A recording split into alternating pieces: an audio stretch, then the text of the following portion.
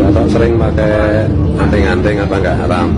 Saya itu nggak pakai anting juga nggak selalu. Ini kan kebetulan mau apa itu typing ya, mau apa itu keperluan perform untuk musik rock band gitu. Ini sedang di Taman Budaya itu. Kalau nggak typing atau nggak shopping ya saya biasanya nggak pakai gitu. Kenapa saya pakai? Anting itu untuk zaman sekarang, untuk konteks waktu sekarang di Indonesia, di Jogja khususnya, itu bukan lagi penanda perempuan gitu, tapi lebih kepada ekspresi keindahan gitu. Innallaha jamilun yuhibbul jamal. Allah itu maha indah dan suka yang indah. Nah, keindahan itu sendiri kan juga ada filsafat estetika ya, sejak zaman Yunani dan dikembangkan oleh filosof-filosof atau ahli kalam Islam dan seterusnya itu. Jadi pada intinya itu kan keindahan itu juga relatif, juga tergantung situasi dan kondisi, waktu dan tempat itu. Kalau misalnya sedang tahlilan pakai anting ya nggak pas kan itu. Kalau lagi pentas pakai anting ya pas kan itu. Jadi ini juga tergantung pada itu tadi, namal amal itu niat, wa innamal likulli imri'in ma nawa. Segala sesuatu itu tergantung dari niat. Dan setiap orang itu akan mendapatkan hasil sesuai dengan niat. Dan niat saya pakai anting ini kan untuk keindahan, untuk memuja Sang Maha Indah kan itu. Dan semua keindahan itu ciptakan Allah juga dari nur Rasulullah. Seandainya haram pun ya tinggal istighfar kan, selesai. Itu dah. Sama dengan itu. Nah, video dari Gus Pleret ini kemarin sangat viral ya, dimana dia membenarkan bahwa anting adalah untuk zaman sekarang itu sebuah estetika atau untuk keindahan itu nggak apa-apa.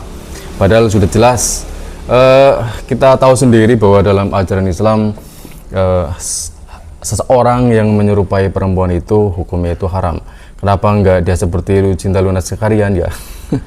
Jadi sikap dari Gus Pleret, Fuad Pleret, bahkan ajarannya itu tentu saja ditentang oleh berbagai elemen masyarakat, baik itu ulama atau bahkan dari masyarakat itu sendiri. Seperti apa video baik itu penolakan atau bahkan respon dari ulama itu sendiri? Kita langsung saja saksikan video selanjutnya.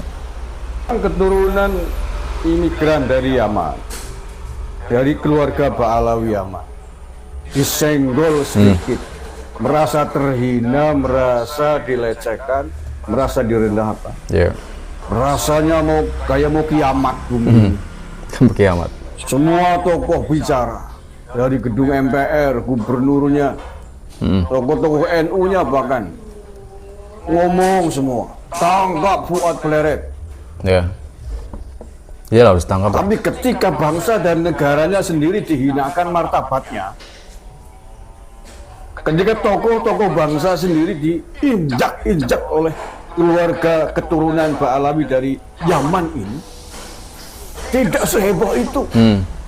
Tidak ada yang mempersoalkan. Ketika Merah Putih diklaim katanya ciptaannya keturunan orang Yaman. Ketika pahlawan-pahlawan kita katanya keturunan Ba'alawi Yaman. Ketika hari kemerdekaan kita katanya yang memutuskan, yang menentukan keturunan Ba'alawi Yaman. Makam-makam leluhur kita katanya makam-makam keturunan orang Yaman. Semuanya bungkam. Ketika bangsa ini, negara ini diklaim katanya ini negara milik Tarim, milik wali Yaman. Tidak ada yang demo, tidak ada yang ribut. Ketika presiden kita dihina-hinakan, dianjing-anjingkan, tidak ada yang tersinggung. Ketika Gus Dur dibuta-butakan oleh keturunan Ba'alawi Yaman juga, tidak ada yang marah.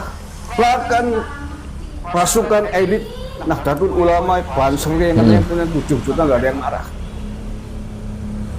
Tapi ketika keturunan Yaman itu dihinakan, ikut-ikutan membela di sana. Ketika presiden kita, Bapak Proklamator kita, dihina-hinakan, direndahkan oleh keturunan Ba'alawi Yaman ini, ada yang marah? Siapa yang marah? Ketika Kiai Said Agil, ketua umum PBNU, itu dihinakan oleh mereka, kenapa nggak marah? Kenapa nggak ribut? Kenapa nggak demo? Ketika Gus Dur dibuta-butakan, buta mata buta hati oleh keturunan Ba'alawi Yaman juga, kenapa nggak ribut? Kenapa nggak demo kalian? Ketika Hasyim Asy'ari, bahkan pendiri Nahdlatul Ulama, Hadratus Syekh Hasyim Asy'ari, ulama yang sangat dihormati, jauh lebih dihormati daripada keturunan Ba'alawi Yaman, dihina-hinakan, dilecehkan oleh keturunan Ba'alawi juga. Jadi gini guys ya, sikap kita terhadap ajaran tidak sepaham dengan Islam itu memang seharusnya ya diusir ya, atau bahkan ditangkap. Tetapi terkadang kita juga tebang pilih, seperti misalnya kaum masyarakat kita sendiri masih menjunjung tinggi kaum Balawi dan mengagung-agungkan mereka. Bahkan ketika pemerintahnya diinjak-injak ya, kita tetap diam ya, dan tentu saja kita harus lebih lebih bijaksana gitu seperti guys ya. Kita lanjutkan video selanjutnya. Berdiri dulu Adinda, supaya Fuad Pleret bisa tahu bahwa Al Khairat ini bukan cuma di Palu, tapi ada di Indonesia bagian timur. Yang saya hormati juga Ketua Umum GP Ansor Pusat. Berdiri dulu Adinda. Kita kasih beliau saja, kasih bagian itu Fuad Pleret itu. Bila cinta sudah berkarat, tanjung dan gunung akan kudaki. Jikalau marah guru tua yang keramat, binasalah sudah para pendengki. Ini sikap penolakan dari masyarakat Madura ya, yang menolak tentang sikap Gus Pleret yang suka menghina guru. Adapun pernyataan sikapnya, satu, kami pasukan Sakera siap berjihad membela HBI yang diancam oleh Fuad Pleret dan kawan-kawan. Dua, meminta Kapolri untuk segera menangkap Fuad Pleret dan kawan-kawan karena dia memecah belah persatuan dan kesatuan bangsa. Tiga, HBI adalah guru kami yang mengislamkan pertama kali di Indonesia. Empat, meminta kepada dalang dan penyandang dana untuk menghentikan suplai kepada Fuad Pleret dan kawan-kawan. 5. Persatuan dan kesatuan serta toleransi hidup beragama di Indonesia telah berjalan dengan baik. Jangan dinodai oleh Fuad Pleret dan kawan-kawan sehingga kehidupan yang sudah rukun antar suku dan agama pecah belah karena pernyataan video tersebut. 6. Kami siap bertemu Fuad Pleret dan kawan-kawan kapan dan dimanapun. Kami siap bertempur jihad demi membela HBI dan persatuan bangsa. Takbir!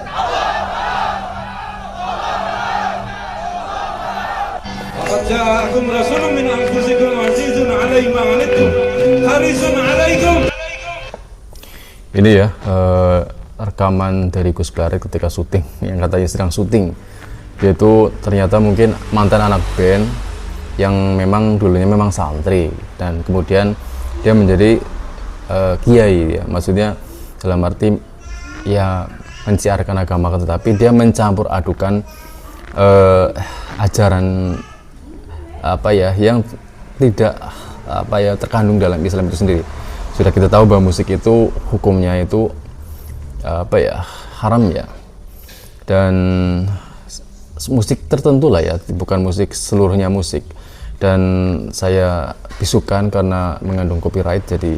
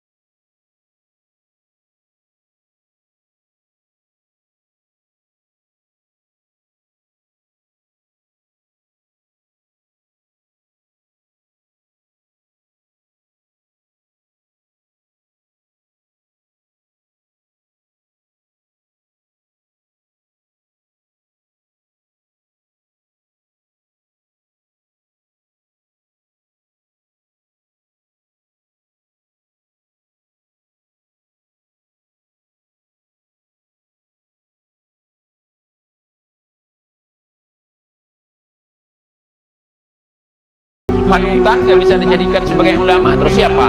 Cipuat. Cipuat kita jadikan ulama.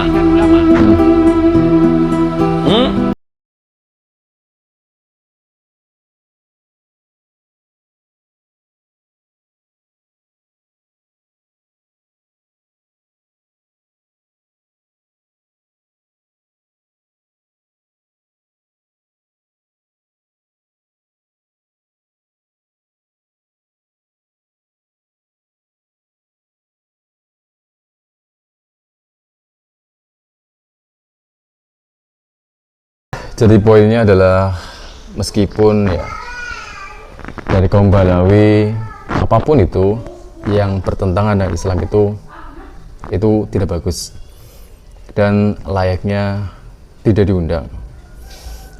Misalkan dari kaum Balawi ada yang merendahkan derajat masyarakat yang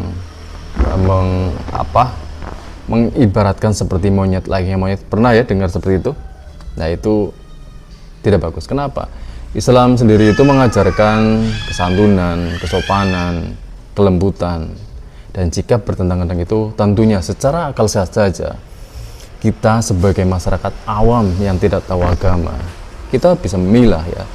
Jadi alangkah lebih baiknya kita lebih memilah secara akal sehat, baik atau buruknya itu bisa kita ambil. Oke? Sampai jumpa di video selanjutnya.